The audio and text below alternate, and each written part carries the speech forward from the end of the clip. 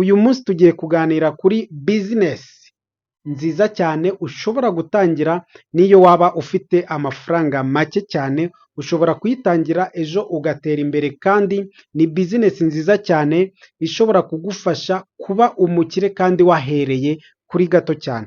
Iyo bizinesi nta yindi rero, iyo ni bizinesi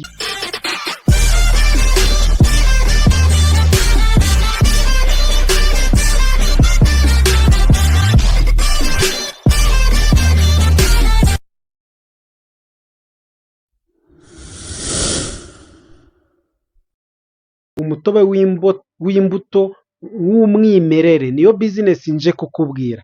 Iyi bizinesi rero ni bizinesi wakora gute? Ni bizinesi igusaba iki? Ni bizinesi wakorera hehe? Ni bizinesi wakora ryari cyangwa se watangira ryari? Ni bizinesi kandi yoroheje, itagusaba ibintu byinshi cyane, itagusaba igishoro kinini cyane. Ku bantu bakunda kujya ku ma coffee shop cyangwa se ku ma alimentation, mu ma supermarket, mu mahoteli n'ahandi hatandukanye, mujya mubona ko hari igihe ugenda ukaka ji cyangwa se ji nyine cocktail ariko idasembuye, ugasanga ikirahure baguciye ibihumbi 10, 15, hari naho ushobora kukigura 20. Kandi ni imbuto bavangavanga ako kanya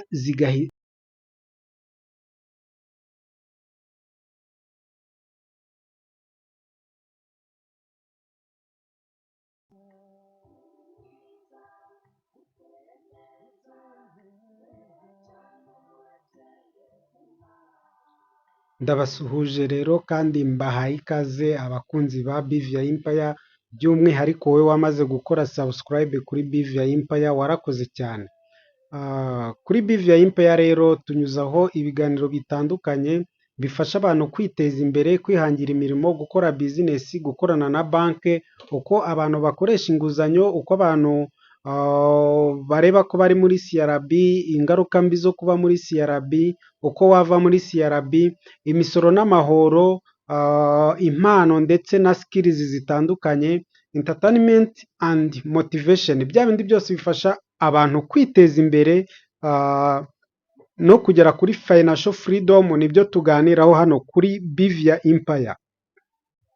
Niba ari ubwa mbere rero ugeze kuri BVI Empire, njyewe nitwa Jean Marie Vianney, ukande subscribe kugira ngo ibiganiro byacu tuzajya tunyuza hano kuri BVI Empire bitazajya bigucika, hanyuma ufungure n'inzogera. Iki kiganiro rero nikigufasha, uze kugisharinga, ugisangiza abandi, uduhe n'inyunganizi muri comment section.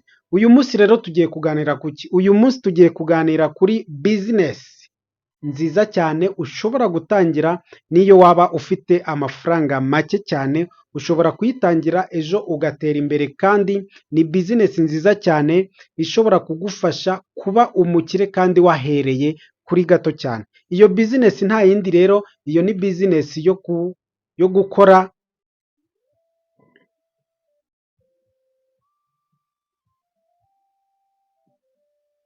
ni bizinesi yo gukora juice iri fresh, umutobe w'imbuto umeze neza cyane. Bizinesi yo gukora juice cyangwa se ji iri fresh cyangwa se umutobe w'imbuto w'umwimerere, niyo bizinesi nje kukubwira. Iyi bizinesi rero ni bizinesi wakora gute? Ni bizinesi igusaba iki? Ni bizinesi wakorera hehe? Ni bizinesi wakora ryari cyangwa se watangira ryari? Ni bizinesi kandi yoroheje, itagusaba ibintu byinshi cyane, itagusaba igishoro kinini cyane.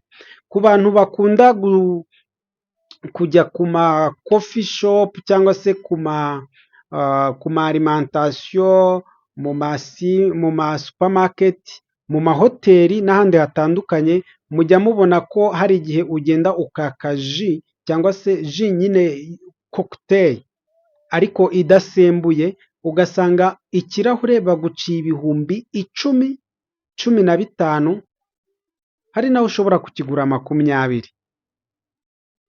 Kandi ni imbuto bavangavanga ako kanya umutobe wa ji ji y'imbuto igahita iboneka, ntugire ngo hari ibindi bakora. Iyi bizinesi rero wowe ushobora kuyitangira gute? Ni ibiki bisabwa kugira ngo uyitangire? Nababwiye ko nzajya mbagezaho ibiganiro byiza cyane bidufasha gutera imbere, bidufasha kugera kuri financial freedom. Niba rero warakunze ibiganiro byacu ujye ubitwereka.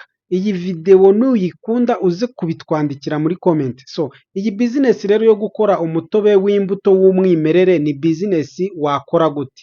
Ni bizinesi igusaba kugura imbuto, kubona aho ugurira imbuto zitandukanye, niba ari imyembe, amacunga, ibinyomoro, indimu cyangwa se amaronji, imineke, imbuto nyine za zindi, za mbuto zose muzi abantu ziba mu isoko dukenera turya buri munsi. Iyi ni bizinesi rero iyo umaze kubona aho ushobora kugura izo mbuto, ubona imbuto nziza cyane, bigusaba nyine kuba ufite izo mbuto. Ikindi kintu bigusaba ni ukuba ufite blender, ukaba ufite agafirigo kadahenze, ukaba ufite n'akabati, ikindi ukaba ufite n'ibirahure cyangwa se n'amacupa yabugenewe cyangwa se n'ayo washaka. Ariko ibirahure nibyo bishobora kukwihutira kurusha amacupa, ariko n'amacupa ushatse ntiwayabura mu gihe wahisemo gukora iyi bizinesi. So ni bizinesi rero ushobora kugenda ukajya ahantu hahurira abantu benshi, nko muri gare, mu masoko se cyangwa se n'ahandi, hanyuma ugakora iyi bizinesi. Umukiriya araza akavuga ati njyewe nshaka ji igizwe ikinyomoro, igizwe n'amacunga, igizwe n'umwembe,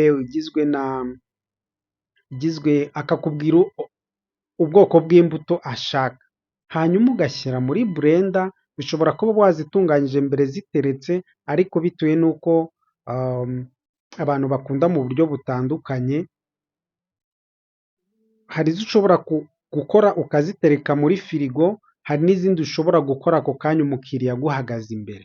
So ukamuvangavangira rero, ukamukorera ji y'umwimerere, hanyuma akagira ute, akakwishyura. Ashobora kuyinyweraho niba ariyo mu kirahure, ashobora no kuyicyura niba wayishyize mu icupa cyangwa se niba yizaniye ikintu. Ndamuzi umuntu ukora iyi bizinesi hano City Tower, agurisha nibura amafaranga make agurisha ku icupa iri rya mililitiro 500, iri tunyweramo amazi y'Inyange cyangwa se na Nili, ni amafaranga 1,500. 1,500 ku icupa rimwe. Urumva ko ni bizinesi nziza ishobora kugufasha gutera imbere. Akorera amafaranga menshi cyane kubera yuko iyo afite izo mbuto ziri muri firigo cyangwa se yazitunganyije neza, icyo akora ni ukubyuka akajya kuzirangura Nyabugogo kwa Mutangana cyangwa se mu Nkundamahoro, hanyuma akagenda akazitunganya neza, akazikorera isuku, akazibika zimeze neza, hanyuma agakoramo iyo mitobe itandukanye bitewe n'iyo abantu bakunda, cyangwa se ukaba uhari akawugukorera uhari, ukaba wawunywa ako kanya. Rero ji y'umwimerere y'imbuto ni ji nziza cyane abantu bakunda ari benshi kuruta uko banywa ziriya ziba zakorewe mu nganda, izo za Salama bucya bafunze, izo za donc ni juice nziza cyane kubera yuko yo baba bayikoze ureba, baba bakubwiye ibyo ikozemo, nta n'izindi produits chimiques aba yongeyemo. Iyi ni bizinesi rero ushobora gutangira uyu munsi, ushobora gutekereza uyu munsi, hanyuma muri 2026 ukaba watangira ukayishyira mu bikorwa, wamaze kubona aho gukorera, aho watereka agafirigo gatoya n'akabati gatoya k'ibirahure kabonerana, naho washyira izo mbuto nyine, hanyuma ugatangira ugakorera amafaranga. Ni bizinesi nziza ishobora kukuvana ku rwego rumwe rwo hasi ikakugeza ku rwego rwo hejuru. Niba rero uri interested iyi bizinesi, nagushishikariza kuyikora. Niba wirirwa wiciye mu rugo cyangwa se ufite akazi kadashamaje kaguha umushahara udashamaje, iyi bizinesi ushobora kuyikora hanyuma ugatera imbere kandi ni business nziza cyane yagufasha kwiteza imbere. Rero niba ukunze iyi video unyandikire muri comment section uvuge ngo nayikunze. Wibuke gusharinga iyi video niba igufashije kugira ngo uko igufashije ibe yafasha n'abandi bantu. Niba uri mushyashya rero ntugende udakoze subscribe hano kuri BVI Empire. Njye wakugezagaho iki kiganiro rero nitwa Jean Marie Vianney. Iyi ni BVI Empire, hano tunyuzaho ibiganiro nyine bifasha abantu kugera kuri financial freedom. Niba rero uri mushyashya ntugende udakoze subscribe kugira ngo ibiganiro byacu bitazajya bigucika, kuko ibiganiro byacu nakagaruka. Duhure muri video itaha. Ciao ciao.